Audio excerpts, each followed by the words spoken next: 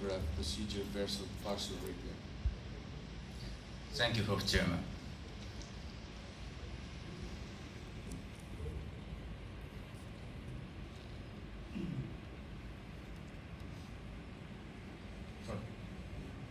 We have no conflicts of interest.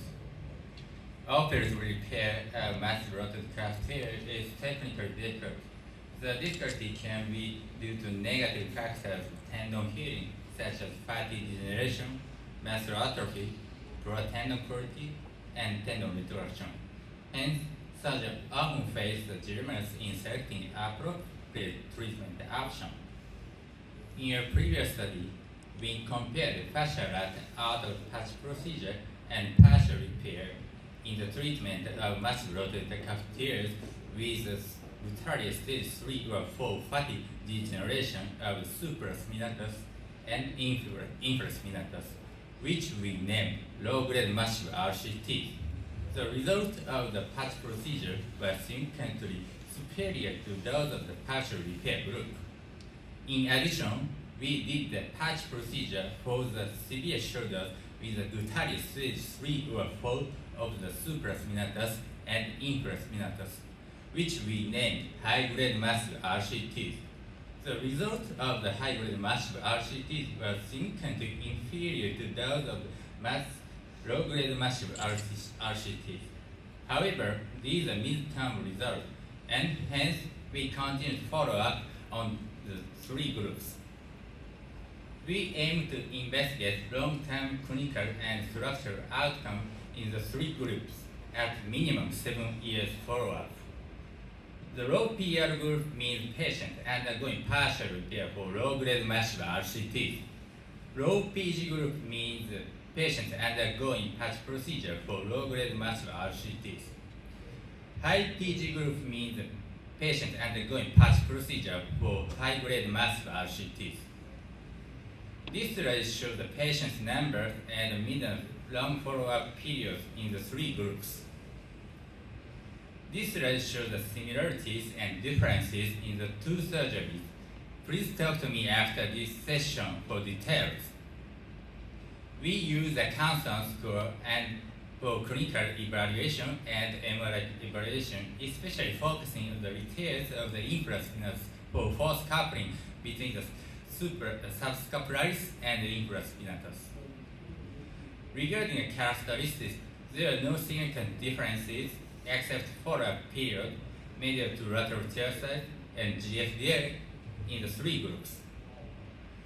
Low PG group had the highest constant score at the mid and final follow-up period. The score of the low PL group was significantly lower than that of the low PG group at the mid and final follow-up. High PG group has the lowest constant score at the mid and final follow-up. The repair rate of the ISP of the low PG group was significantly lower than that of the other two groups. The shoulders with ISP healing has a higher clinical score compared with those without ISP healing in the all groups. Low PG group had a higher constant score compared with the low PR group at the mid and long follow-up period. Low PG group had the lowest retear rate at 25% of the ISP, which was comparable to the result of the Gürtels. The shoulders with ISP healing had a higher constant score compared with the shoulders without ISP healing in all groups.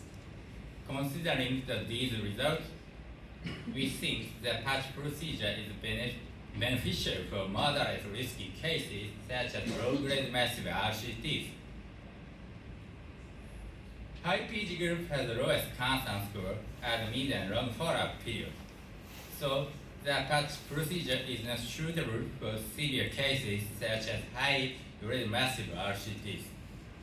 In conclusion, the patch procedure sustained a higher clinical outcome for a longer period for patients with low-grade massive RCTs compared with the partial repair, but did not for patients with high-grade massive RCTs. Thank you for attention.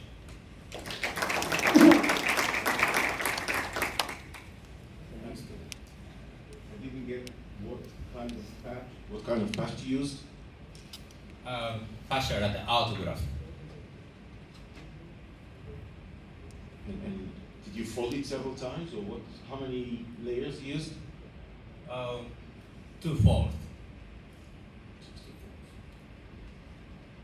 So, would you, by your studies, it's clear that the infraspinatus status before surgery is of utmost importance for your results. Do you agree with that?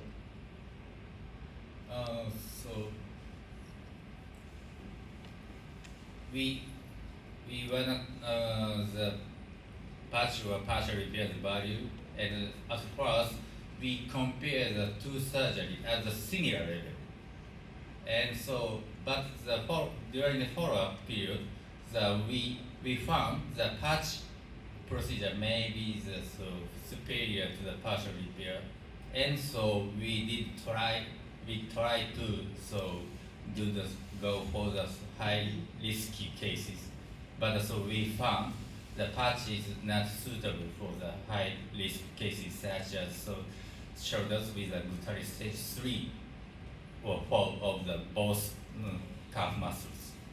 I also saw that in your image that you have on the MRI, you have a patient with degenerative disease of the glenohumeral joint.